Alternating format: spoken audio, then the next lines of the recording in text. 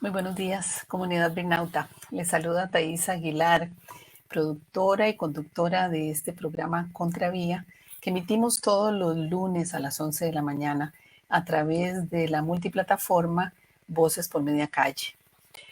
Quiero recordarles que Voces por Media Calle es una iniciativa de comunicación, de información y de entretenimiento que está a cargo de diversos especialistas que todas las semanas traemos diferentes programas de entrevistas en diferentes áreas, especialmente en temas de la historia, derechos humanos, política, ciencia política, género, derechos de las mujeres, cultura, música, superación personal, creación de imagen pública y también hablamos hasta de marca personal.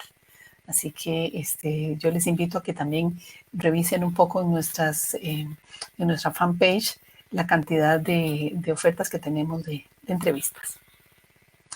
Y hoy, este lunes 25 de abril del 2022, quiero hablar con ustedes de un tema que yo siento que poca atención le ponemos y que debe estar, como ha estado en mí por muchos años, en el top de las preocupaciones de nuestra sociedad, especialmente de la población infantil y juvenil de nuestro país, y que está íntimamente relacionado también con el crecimiento exponencial de la Internet y de las redes sociales.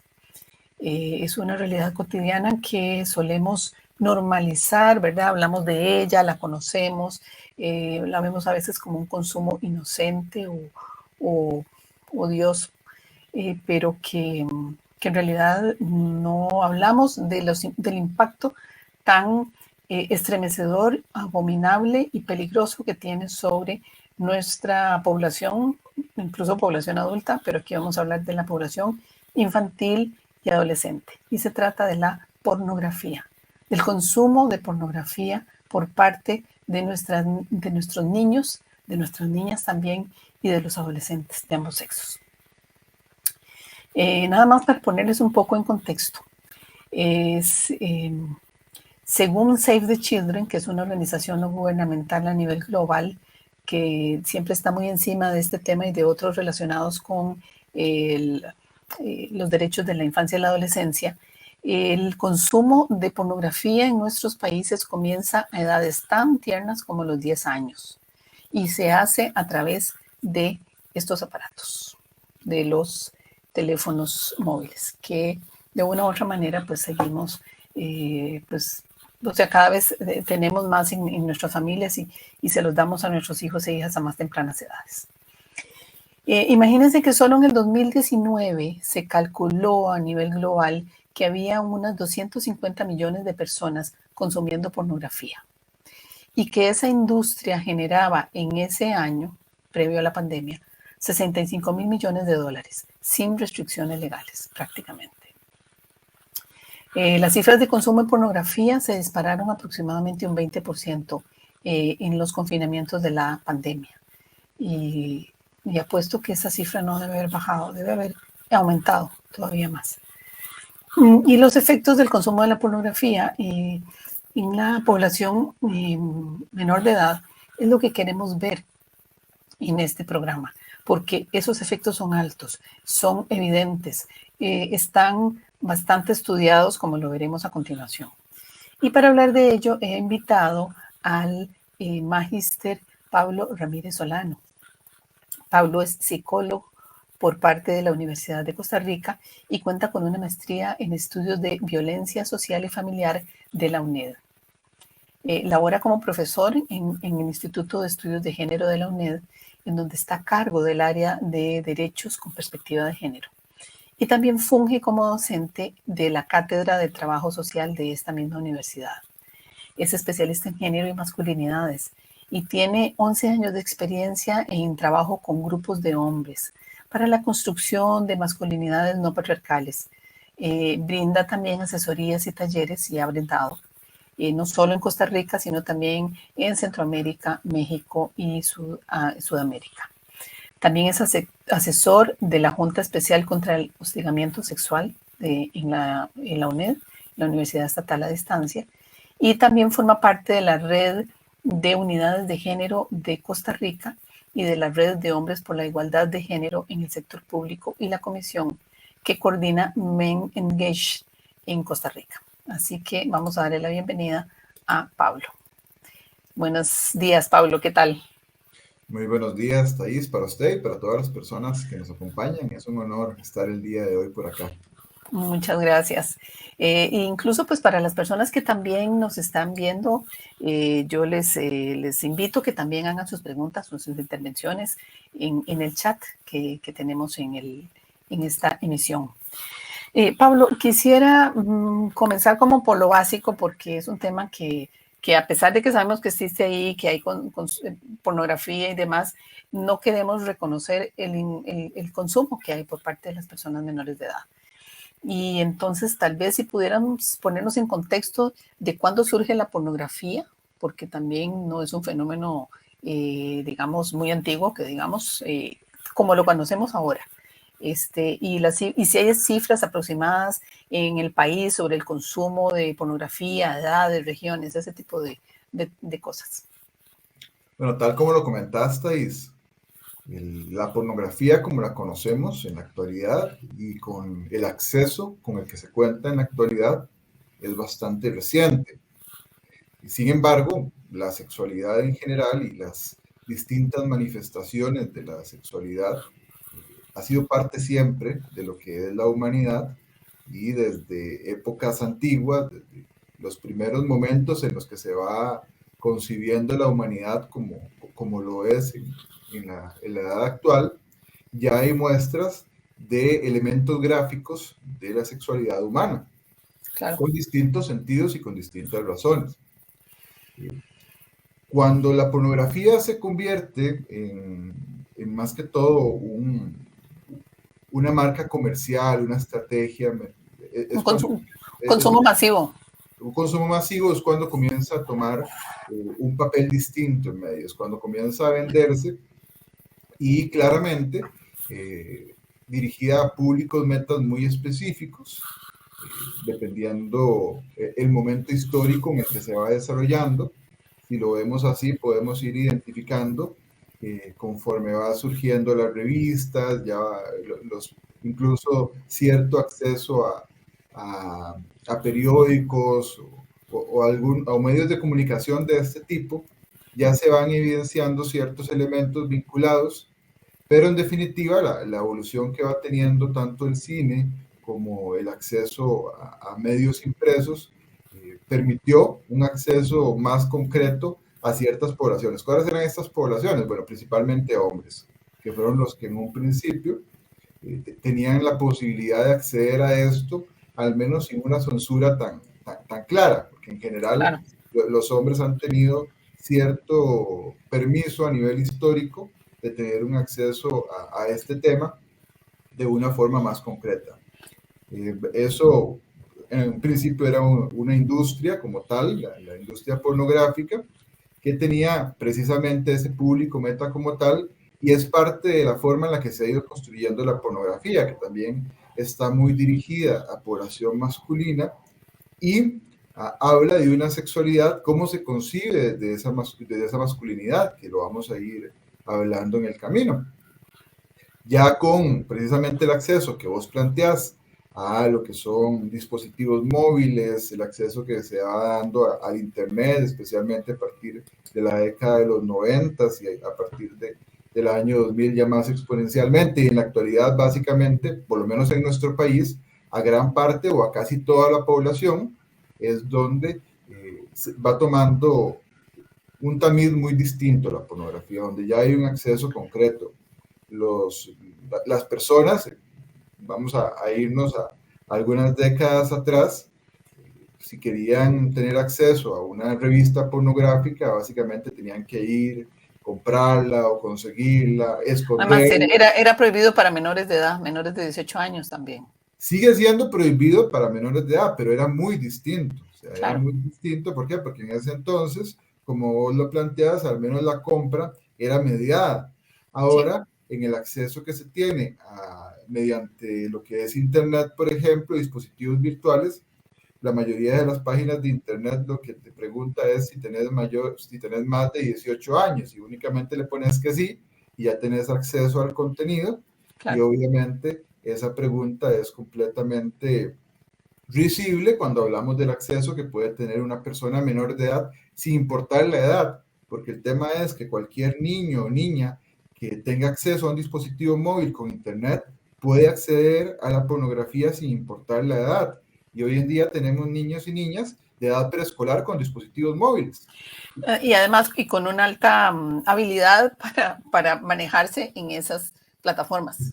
Claro, entonces recientemente ha ido retomando distintos lugares. Antes, como industria, tenía un coste, digamos, concreto, había que comprar Sí, la revista o había que tener acceso digamos, lo que era a nivel público. Recuerdo que en Costa Rica, tal vez el acceso que hubo a pornografía durante muchos años fue en Canal 42, si no me equivoco, y era un día en específico a partir de medianoche. O sea, la gente sí. tenía que esperarse O, a o, a, o, a medianoche través, o a través de los servicios de cable, pagando canales especiales. o a través de los servicios de cable. Hoy en día ya no es así. Hoy en No, día las personas pueden acceder a pornografía las 24 horas del día, desde su dispositivo móvil, desde su computadora, desde cualquier lugar, y eso no excluye a la población menor de edad. claro. Sí, y estamos poniendo esto en contexto para que a veces puede sonar que es obvio, pero yo siento que no lo es a la hora de pensar qué es lo que están haciendo nuestros adolescentes y nuestros niños y niñas. Cuando facilitamos un teléfono sin control parental, ¿verdad? Entonces, por eso esta introducción. Lo que Eh, pasa, país, es que en general la sexualidad es un tabú en además, todos los grupos etarios. Si hablamos de sí. sexualidad en las personas adultas mayores, si hablamos Uh-huh, de sexualidad para los hombres, para las mujeres mayores de edad, adultas, incluso sí, tiende a ser un tabú. Se habla solo en espacios muy específicos y claro, nuevamente con una serie de mitos y estereotipos de por medio. Y sí. cuando le hablamos a las personas, a los papás y a las mamás de sexualidad infantil, entonces entran en una crisis porque se niega la sexualidad. Sí. En una crisis, además de negación de conocer la realidad, Porque las yo personas no siento. quieren hablar de que sus hijos o hijas tienen una sexualidad propia, no quieren reconocerlo y eso Uh-huh. precisamente genera muchas consecuencias a lo largo de la vida de las personas, que es parte de lo que vamos a ir hablando a lo largo del espacio. Ok, bueno, pues, ¿y hay estudios sobre el consumo de cifras? Algunos de los materiales que me facilitó Pablo para poner en perspectiva este tema, recuerdo que era un estudio del 2015 de varias personas, sociólogos, eh, trabajadores sociales, en fin, era interdisciplinario sobre una entrevista a chicos y chicas que asistían a las clínicas de la adolescencia de la Caja del Seguro Social, donde pues contaban un poco cómo consumía, o sea, cuentan un poco cómo era su acceso a eso, pero es de 2015, no sé si hay algún otro, eh, porque es un estudio muy puntual. Si tenemos alguna cifra un poco específica de cuánto está ese consumo en Costa Rica. Bueno, en general, precisamente por esa negación que existe, no solo a nivel familiar, sino también a nivel social, de lo que Uh-huh. es la sexualidad infantil, la sexualidad adolescente, son muy pocos los estudios que encontramos relacionados con sexualidad. ¿Por qué? Porque incluso podría ser que haya interés de las personas investigadoras, pero hay una serie de obstáculos que podrían encontrarse en el camino, por ejemplo, que para hacer investigaciones con personas menores de edad se requiere un Permiso, consentimiento informado y cierto. firmado por las personas encargadas. Entonces Uh-huh. eso limita mucho el acceso. La caja, por ejemplo, la Caja Costarricense de Seguro Social, puede tener estadísticas un poco más concretas, lo que pasa es que no son públicas, o al menos Claro. no las he encontrado, porque se hace un tamizaje de población adolescente sobre sexualidad cuando los adolescentes y las adolescentes llegan a los centros médicos. Lo que pasa es que nuevamente es un tamizaje poco acompañado. ¿Por qué? Porque claro, al adolescente o al adolescente lo que hace es que se le da una encuesta cuando entra el doctor o la doctora que llena escondidas, porque como es un mito o un estereotipo, entonces incluso en el centro médico lo llena de escondidas. Entonces, dependiendo si el médico visualiza algún factor de riesgo en esa encuesta, entonces toca el tema, pero la mayoría lo llenan y solo eso. por requisito y tampoco es que le dan tanta relevancia. ¿Por qué? Porque también muchas veces el papá o la mamá o la persona encargada está presente y el chico o Claro, chica tampoco va a poner, bueno, sí, estoy teniendo relaciones sexuales a los 12, 13, 14 años, que es parte de lo que vamos a ir hablando. Entonces, claro. hay muchas estadísticas. Yo me encontré algunas estadísticas bastante interesantes de España, que a pesar de que es una zona distante, nos permite visualizar un poco el impacto. Por ejemplo, algunas de esas es que 80% de los hombres entre 18, 16 y 29 años afirmó haber iniciado el consumo de pornografía antes de los 16 años, un 80%. Y en el caso de las mujeres, cerca de la mitad de las mujeres habían iniciado ese consumo antes de los 16 años. Ya precisamente replicando esa investigación que vos comentabas de Save the Children, que es una investigación que reúne tres investigaciones específicas y encuestaron a más de 1.700 adolescentes y les preguntaron distintas cosas sobre su sexualidad y sobre el acceso a la pornografía. Y datos bastante fuertes es que 62.5% de estos chicos y chicas dijeron que en algún momento de su vida habían visto Internet. O sea, un 62.5%. Y si ya nos vamos a ver las diferencias que hay entre chicos hombres y chicas mujeres, por ejemplo, en el caso de los hombres, casi un 90% habían visto pornografía y en el caso de las chicas, un 40%, porque también hay diferencias de género importantes que vamos a ir contemplando. Claro. Después, Y perdón, ese estudio de Save the Children es del 2020, si mal no recuerdo, ¿verdad? ese es Sí, mucho más es reciente el en términos reciente. concretos. De estos, por ejemplo, un 53, bueno, un 54% habían accedido por primera vez a la pornografía antes de los 13 años.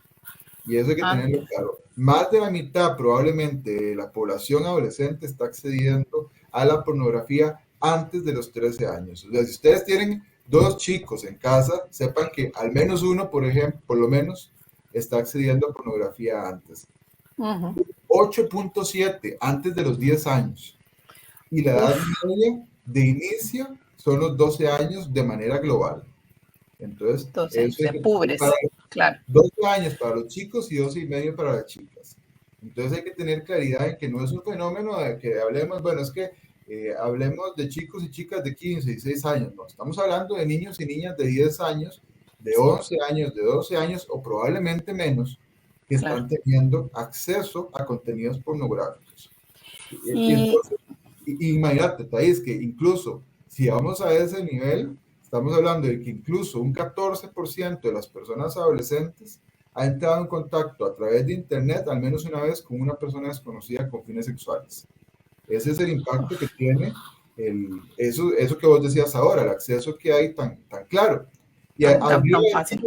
Que al menos hayan accedido una vez, pero si nos vamos al tema de la frecuencia, por ejemplo, en esa misma investigación, un 69% de los chicos y chicas han visto pornografía en los últimos 30 días. Y en el caso de los hombres, si los agregamos por género, por sexo, un 82% de los hombres está viendo pornografía en el último mes y un 40% de las mujeres. O sea, no solo es algo que ha pasado, sino que es algo que es frecuente. Que es frecuente, claro. Y lo más importante, Pablo, ¿cómo afecta el consumo de pornografía a la autoimagen de esta población, a su salud, especialmente su salud sexual y reproductiva, y al imaginario que van creando sobre la sexualidad? Claro, bueno, ya casi entramos un poquito más a profundidad en eso, pero antes quería comentarte que a pesar de que hay muy poco, me encontré la última, creo que es la tercera encuesta nacional de juventudes del 2018 de Costa Rica, que le pregunta a jóvenes de 15, a personas jóvenes de 15 a 35 años. Y aunque no tocan de forma directa estos temas, por ejemplo, hablaba de las situaciones de violencia vinculadas con el envío de pornografía, con el acoso sexual, el abuso, las violaciones en el contexto familiar, escolar y callejero, con altos porcentajes. En el caso del envío de pornografía, dependiendo de la zona del país, es mayor en una que otro, pero el promedio es de un 30%, dicen que les están enviando pornografía o que les han enviado. Y en este tema de ver la sexualidad como tabú, algo que me llamó la atención vinculado con eso, es que esta encuesta nacional de juventudes usualmente se hace en el hogar, se hace en distintos medios, o este mismo mito plantea que un 16% son los que dicen que ven pornografía. Un número sumamente bajo si lo vinculamos con la gente, con las investigaciones que planteamos ahora de España. Pero eso lo que nos deja ver es una negación muy amplia porque Costa Rica es un país que es un alto consumidor de pornografía. O sea, tenemos un país muy pequeño, pero que cuando hacen las estadísticas mundiales de acceso a pornografía, a las páginas más reconocidas, Costa Rica sale en el top. Y eso hay que tenerlo claro. En el top 10. En los top de acceso y más cuando hablamos de tipos de pornografía específica, que es lo que igual lo vamos a ir comentando. Ahora, bueno, vos me planteabas sobre la afectación que tiene la población adolescente por ese consumo de pornografía en su autoimagen, en su salud sexual y reproductiva. Lo primero que tenemos que tener claro es que cómo accede la población adolescente a la pornografía. Bueno, lo más curioso es que la mayor forma mediante la que la acceden es por grupos de iguales. Muy bien. En segundo lugar está la búsqueda activa. Bueno, puede haber un interés o puede haber una curiosidad por el tema de la sexualidad, pero ese no es el mayor medio de acceso. El mayor medio de acceso es por grupos de iguales, o sea, los pares, los amigos, las amigas, son los compañeros de clase, compañeros de juerga, del equipo, del barrio. Entonces podríamos decir, bueno, es que mi niño, mi niña es muy inocente. ¿Cómo usted me va a decir, Pablo, que a los 10, 9, 11 años está teniendo acceso a pornografía? Bueno, pero es que hay diferentes contextos, diferentes situaciones familiares, diferentes situaciones sociales. Y como vos decís, si no hay un control respetuoso y adecuado del acceso a medios y a pornografía, sus mismos compañeros de clase les van a enviar estos recursos y los están enviando. Después está la búsqueda activa, tenemos cine y televisión, que ahora ha cambiado mucho, ahora llama mucho la atención que antes una película, si el beso era muy apasionado, ya la censuraban. Ahora en Netflix ustedes ven, o en cualquiera de estas páginas de acceso directo, y muchas veces los papás y las mamás los tienen contratados para que los chicos y chicas se entretengan. Entonces podemos ver que en películas que dicen que la censura es para mayores de 13 años, ya hay escenas con contenido sexual explícito que nos están acompañando también. Claro. También tenemos que lo que es redes sociales, que las redes sociales dan anuncios comúnmente y los chicos y chicas dicen que acceden por redes sociales. Y aunque también suene bastante fuerte, hay muchas personas que tienen acceso a pornografía por familiares. Y lo más curioso, en términos de que muchas veces esos mitos y estereotipos dicen, bueno, pero es que el que le va a mandar pornografía a mi hijo, a mi hija, es una persona desconocida. No, ese es un porcentaje muy bajo, muy ínfimo. Son sus compañeros, sus compañeras de clase, los medios que tienen acceso en su casa, y ahí es donde lo están accediendo. Yo aprovecho esto que estás contando para contar mi testimonio personal. Eso le sucedió a mi hija con un compañerito de escuela y colegio, porque eso fue en 6º grado, 1er año de colegio, que descubrimos que quien lo ponía a ver pornografía, le daba acceso a revistas pornográficas, eso ya hace bastantes años, era su propio padre. Y en ese caso, bueno, eso resultó, perdón, en nuestro caso, de tener que hacer una denuncia por una carta con contenido muy violento contra mi hija por parte de sus compañeros, de un grupo de compañeros de clase, que eran sus amigos, además. Ellas tenían muy buena relación con ellos. Entonces, y cuento esto porque vas a hacer referencia a cómo eso tergiversa las relaciones entre hombres y mujeres y las imágenes de hombres y de mujeres, ¿verdad? Su autoimagen. Claro, es que es sumamente fuerte, Thais. Claro. Y en ese caso, que era un colegio, una escuela privada, también quiero aprovechar para que sepan y recordarles a las personas que nos están escuchando, incluso a los docentes si lo hay, que están obligadas las personas que sirven como personal docente, que tienen a su cargo niños, niñas y adolescentes, que cuando sospechan de un caso de estos, están obligados por ley a denunciar, por lo menos a poner sobre aviso. Y yo puse sobre aviso a ese colegio. No sé si se tomó cartas sobre el asunto porque yo decidí trasladar a mi hija a otro colegio, pero eso sucedió no hace mucho tiempo. No quiero imaginarme cómo debe ser ahora. Sí. No, ahora las prácticas de las que tenemos conocimiento son sumamente dolorosas en términos del impacto que está teniendo. Ahora, bueno, creo que de cierta forma la pandemia implicó un impasse en ciertas prácticas sociales, aunque sí hay estudios a nivel mundial del aumento de consumo de pornografía durante la pandemia. Muchísimo. Sí, fue muy Pero alto. las actividades estas, por ejemplo, antes era muy común que los mismos colegios incluso se prestaran para hacer actividades como intercolegiales o demás, y los papás y las mamás ni siquiera tenían idea, y nuevamente cuando se daban cuenta negaban el tipo de prácticas sexuales que se daban en esos espacios. Y es lo que vos planteabas, Thais. En esos estudios que hemos podido identificar, las personas, y en este caso vamos a hablar de adolescentes que consumen pornografía, incluso decía que hasta un 40%, no distinguen entre la ficción de la pornografía y sus propias experiencias sexuales. O sea, ¿qué pasa? La pornografía, al fin y al cabo, es un medio ficticio y debería haberse visto así. Si lo consume una persona adulta, debería tener claro que lo que se ve en la pornografía no es no es la realidad. no es la sexualidad real, no es ni los cuerpos como se ven, ni los tamaños, ni las prácticas, no, o sea, ninguno de esos elementos, todo se hace para vender un producto. Claro. Ni las interacciones, ni las relaciones, ni el intercambio entre esas personas, o sea, todo eso es absolutamente falso. Todo eso es falso y se construye como falso. O sea, en el momento que se ve un video pornográfico, que hoy en día, precisamente por las características de la población y por todo este boom tecnológico, ya ahora son cortos, los videos se trata de que sean de 6, 8 minutos, dependiendo. Pero en esos 6, 8 minutos, toda esa grabación que ves se tardó horas o a veces incluso días en construir, porque todo se está maquillando, todo, hay un guión de por medio, las expresiones, los orgasmos, todo es falso. ¿Y qué es lo que pasa? Que las personas que construyen su sexualidad tomando como base la pornografía no identifican eso.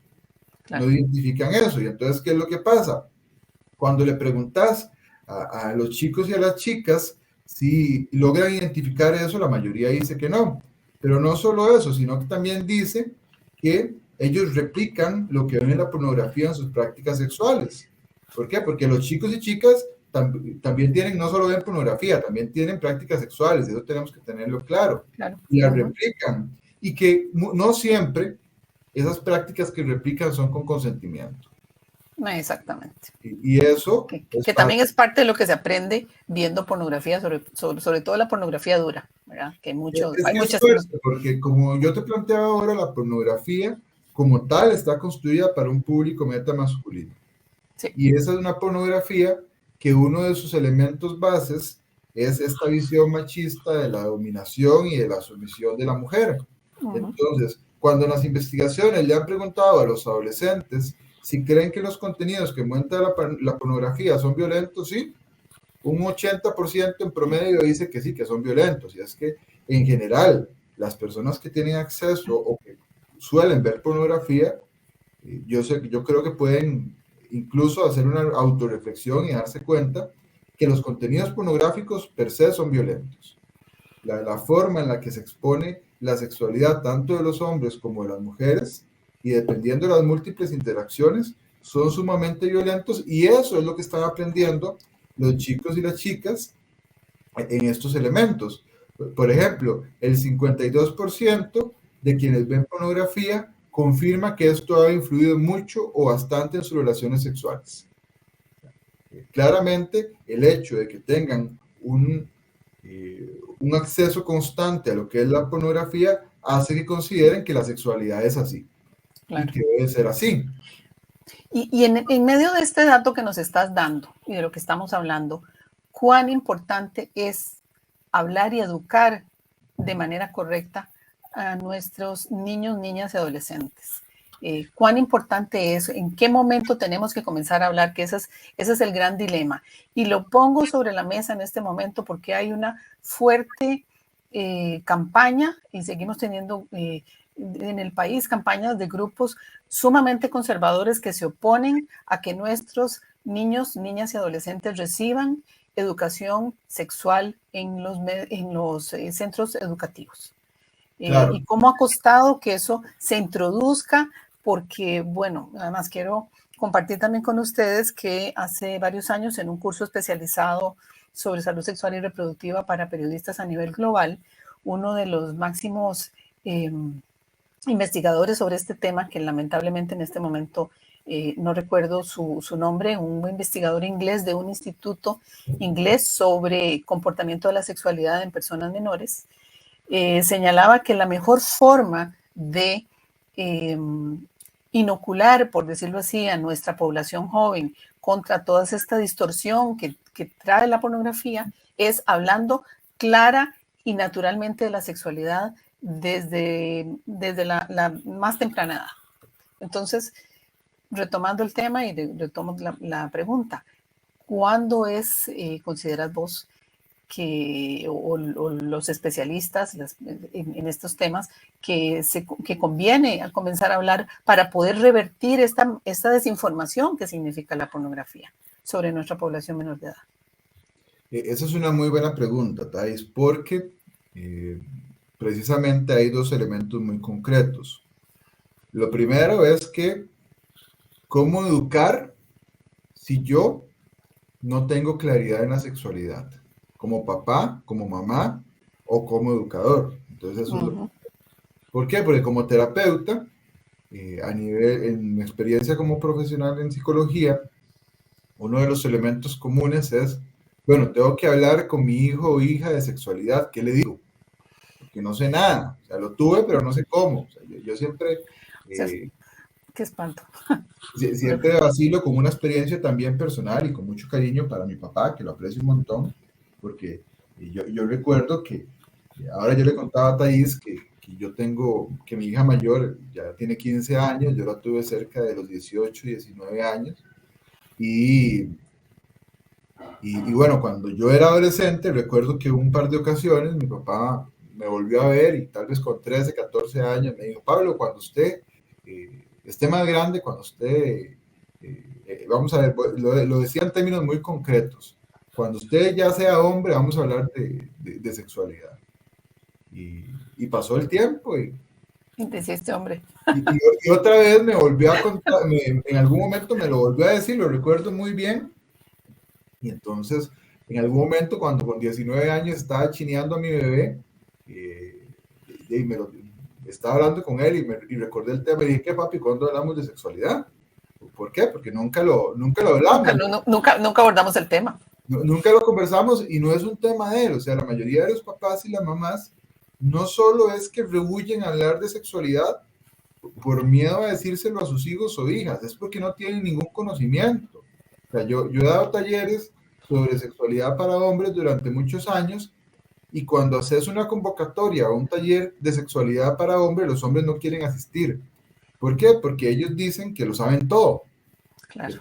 Que ya ellos saben todo de sexualidad, que se saben todas las posiciones, entonces vacilan, que saben la posición de la iguana, del mala crianza, que saben todo.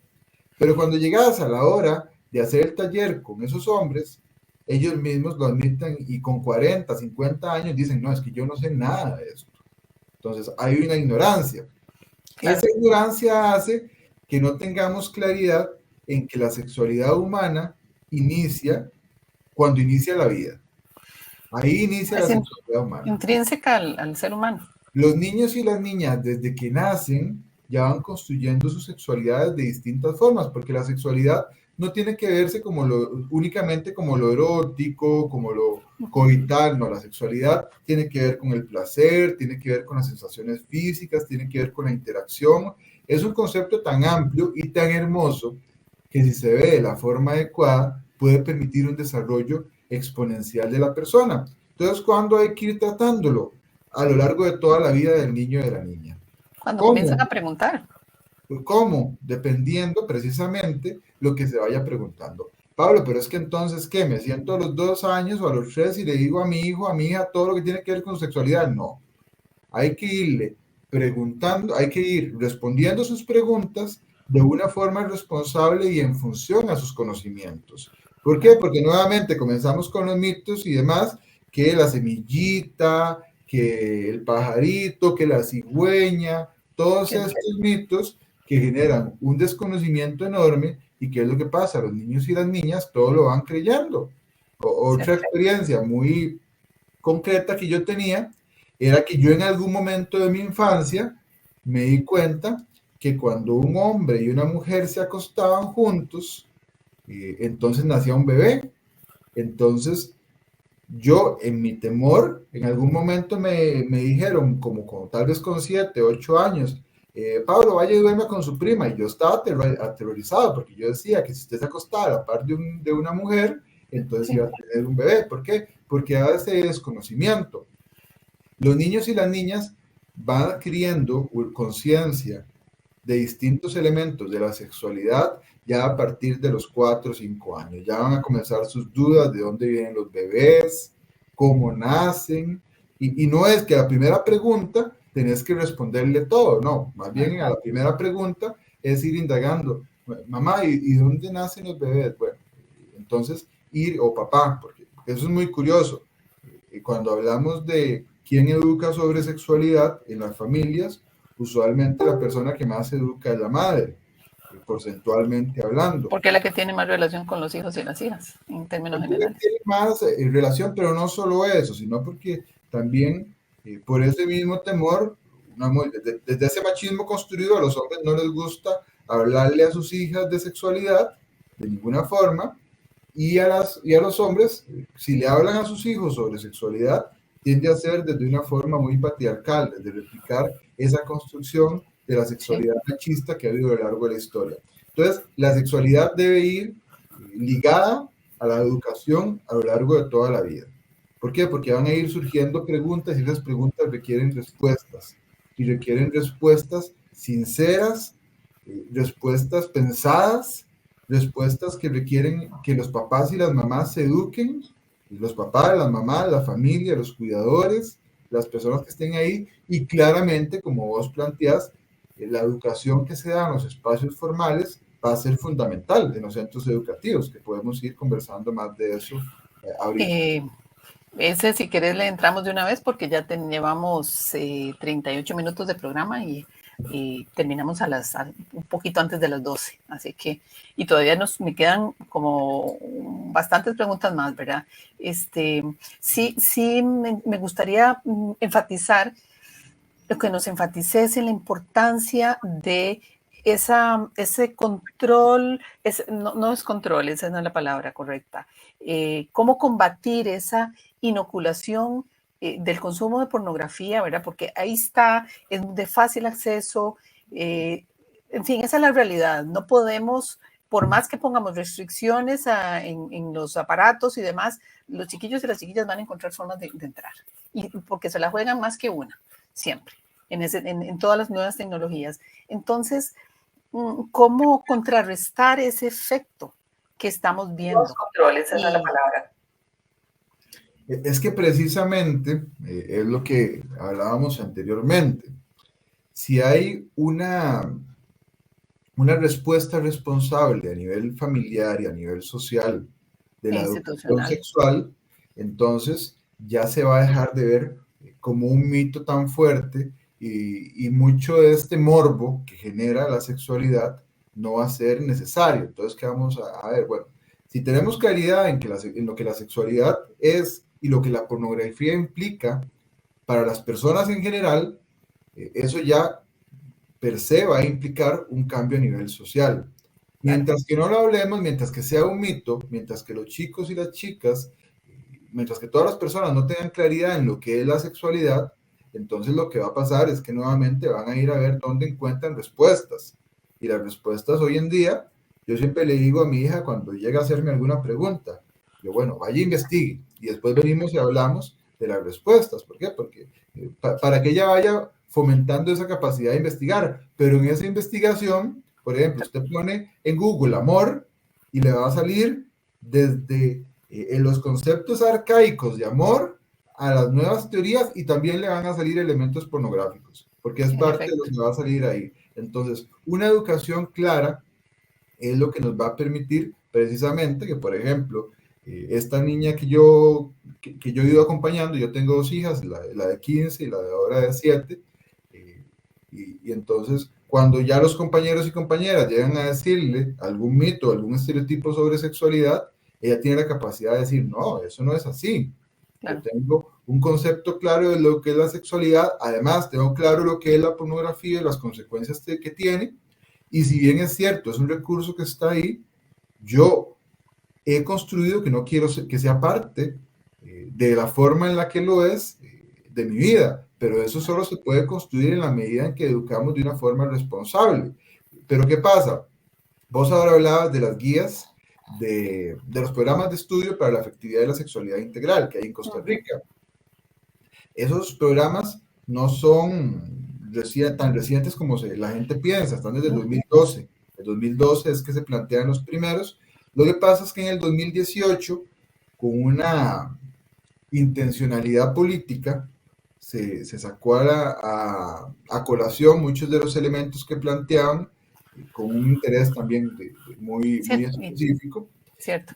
Pero desde el 2012 es que se incluyen estos programas y que fue un avance importante. No, y perdón, antes de que continúes, estábamos hablando de introducir educación sexual con este enfoque desde los años 90.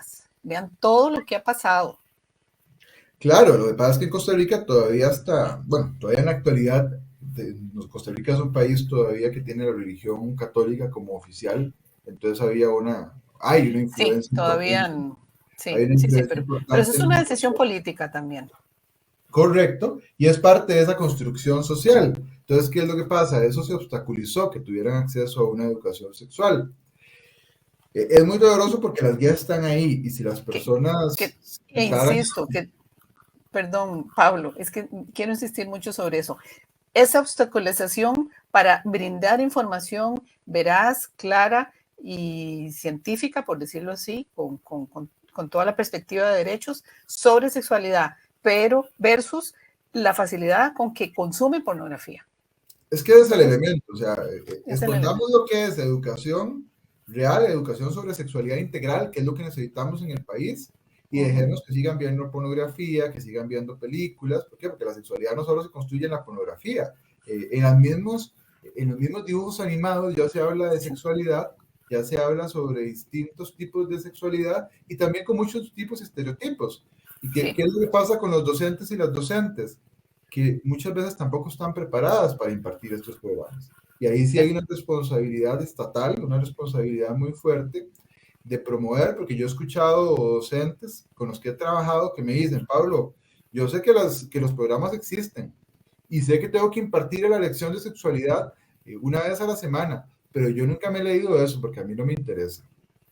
Y en otros aspectos también, por ejemplo, nos ha tocado ir a dar capacitaciones a distintos lugares del país con temas vinculados con lo que es sexualidad, y los docentes y las docentes demuestran un amplio desconocimiento, muchos mitos, muchos estereotipos sobre el tema, entonces también preocupa. Usted me dice, Pablo, los docentes y las docentes están educando de una forma responsable, no todos. Y ahí también el país tiene una deuda importante. ¿Por qué? Porque ¿qué es lo que pasa? Ni en las casas se educa de forma adecuada porque no hay conocimiento y no hay interés. Ni en los centros educativos se educa de forma adecuada. ¿Por qué? Porque en los públicos los docentes, dependiendo de sus creencias, no imparten los contenidos adecuados y en los centros educativos privados muchas veces deciden no hacerlo por un tema particular. Y estamos dejando toda la educación sexual en manos de los padres, en manos de la pornografía y en manos de todo este desconocimiento que hay. Y si lo vemos en estadísticas, porque si ustedes revisan los programas de las guías de estas de sexualidad, los programas de estudios para la afectividad, los contenidos son muy relevantes. O sea, en primer grado, lo que hacen es reconocer su cuerpo y cómo cuidarlo, sana alimentación y ejercicio. En quinto grado estudian los cambios que ocurren en el cuerpo. Eso para hacer un repaso por encima, nada más, porque en todos los grados ven cosas bastante relevantes. En octavo grado reconocen sus derechos sexuales y reproductivos. En décimo ya hay una asignatura específica donde los estudiantes expresan sus inquietudes y vivencias. Eso sería fundamental, pero incluso eso no se está asumiendo. Si lo vemos en cuanto al impacto que eso ha tenido, hay una estadística de la Caja que nos habla, por ejemplo, que del 2012 al 2020, la tasa de nacimientos en madres adolescentes bajó en Costa Rica de un 20% a un 11% en los años en que han estado las guías vigentes en los centros educativos. O sea, más contundente que esa estadística no podemos tener. En elementos tan visibles como lo son los nacimientos en madres adolescentes, porque son de los que nadie se puede brincar. Pero vamos a ver, hay una zona del país muy fuerte en donde este tema era bastante fuerte, es bastante fuerte, y donde, por ejemplo, hubo mucha negación a lo que son los programas de sexualidad, que es en la zona norte, en el lado de San Carlos. Ajá. Y por ejemplo, en esta zona, del año 2000 a 2016, se dieron 8.301 partos de mujeres adolescentes. 8.300 niñas que tuvieron bebés adolescentes en esa zona del país. Y la edad promedio de la mamá era 16, pero del papá, que no era adolescente, era de entre 20 y 29 años. Eran lo que hoy conocemos, que también hay un desconocimiento social muy importante sobre lo que son las relaciones impropias. Entonces, pareciera ser que esta negación que hay a hablar de sexualidad no solo tiene que ver con el hecho de que tengamos mitos y demás, no, también es porque si los niños y las niñas no saben sobre sexualidad, entonces es más fácil vulnerarles, es más fácil también violentarles sexualmente, y eso ha ido bajando, como les digo, el impacto que ha tenido estos programas de educación sexual integral en los niños y las niñas es muy fuerte, pero hace falta fortalecerles, hace falta más relevancia y más importancia. Y en poquito, y además en poquito tiempo en que han estado, porque vean lo que nos ha costado, desde los años 90 comenzamos a hablar de este tema y hasta el 2012 se pudieron implementar y siempre, no, o sea, todos los años además hay que estar peleando con que se puedan implementar de manera consciente, constante y demás, sin que algún grupo nos salte por ahí para decir que mejor lo quiten. Y la última pregunta, porque ya nos quedan unos 5 o 6 minutos más. La relación entre la pornografía y la violencia sexual, especialmente contra las mujeres y contra otros sectores. ¿Qué nos podés decir sobre ello? Eso es bastante doloroso y vamos a ver.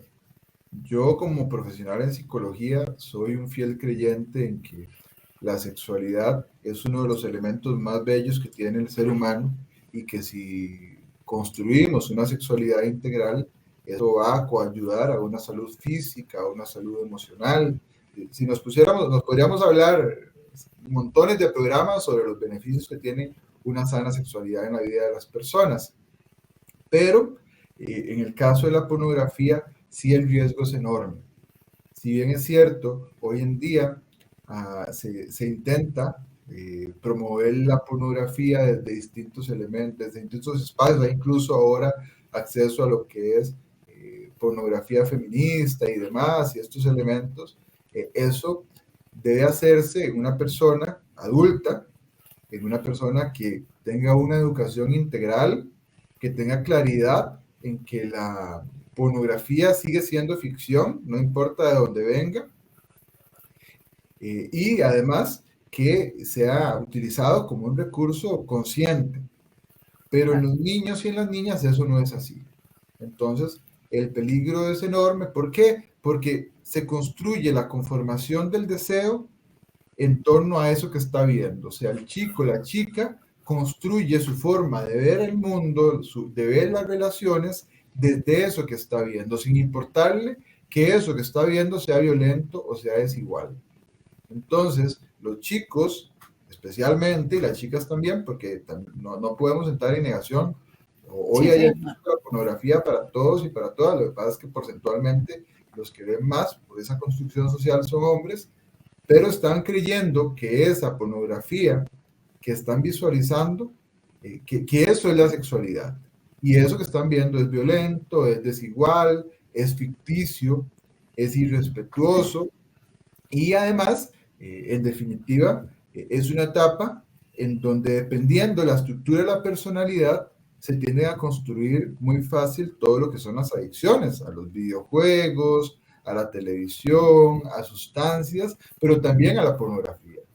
Entonces, tenemos chicos y chicas que hoy en día, como vos lo planteas, tienen su cuarto en la casa, muy bien, su espacio independiente, pero se quedan con su teléfono o con su computadora o con su televisión en su espacio toda la noche encendido.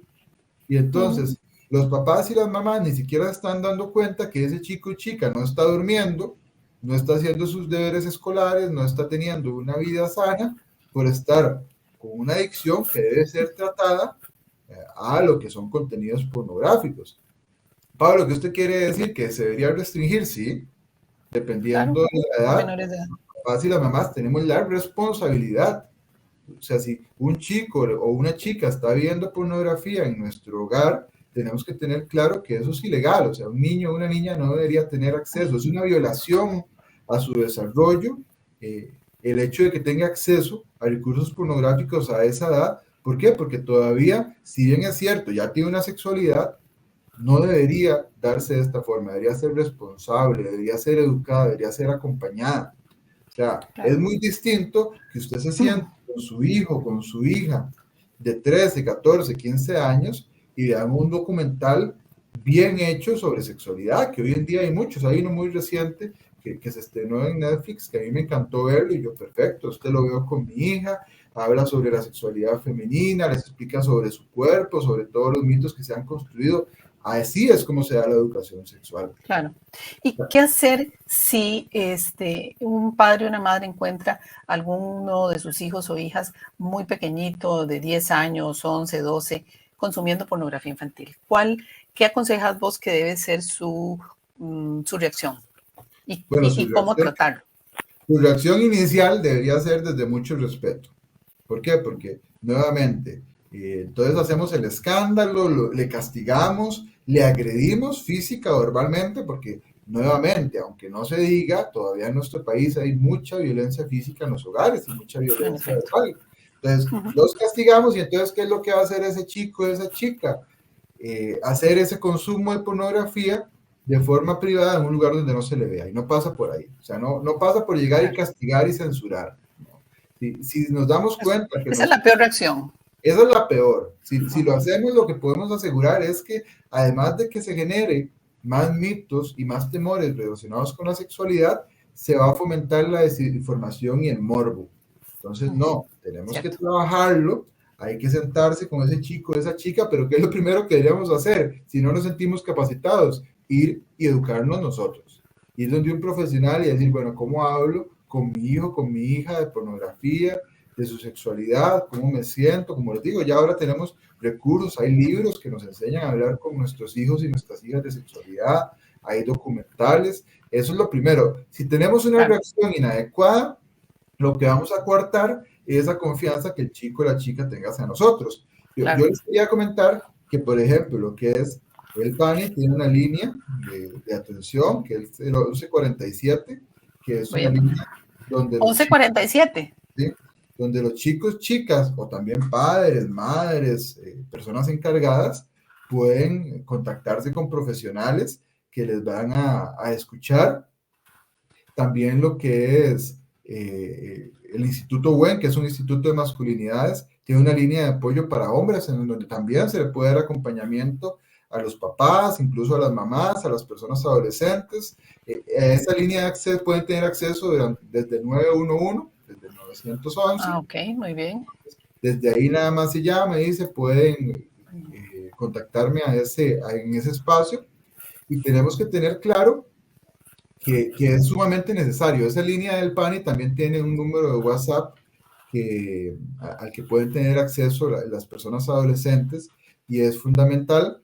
Hay distintas iniciativas que hay a nivel país, hay mucho que hacer, y hay mucho trabajo que tenemos que hacer en nuestros hogares, en nuestros espacios profesionales. Y en nosotras y en nosotros mismos también. Y en nosotras y nosotros mismos, porque ¿qué es lo que pasa? Que está bien, hoy hablamos de la población adolescente y es un trabajo muy fuerte que tenemos que hacer, pero ese trabajo empieza en nosotros, empieza en nosotras. Hay muchos elementos a nivel terapéutico. Es sumamente doloroso ver cómo personas de 40, 50, 60 años, 70, tienen una construcción de su sexualidad muy sesgada, que no les permite desarrollarse de forma integral, y ese trabajo tenemos que hacerlo. ¿Para qué? Para poder construir en las futuras generaciones una visión distinta de lo que es la sexualidad, claro, de lo que son los vínculos, de lo que es el amor romántico. Es muchísimo lo que hay que hacer, pasa por empezar por ahí, y bueno, tal vez pues, si en algún momento hay un adolescente o una adolescente viendo este programa y necesita apoyo, búsquelo, no se quede callado. Si no lo encuentra en sus papás, en su mamá, busque a una persona profesional, responsable.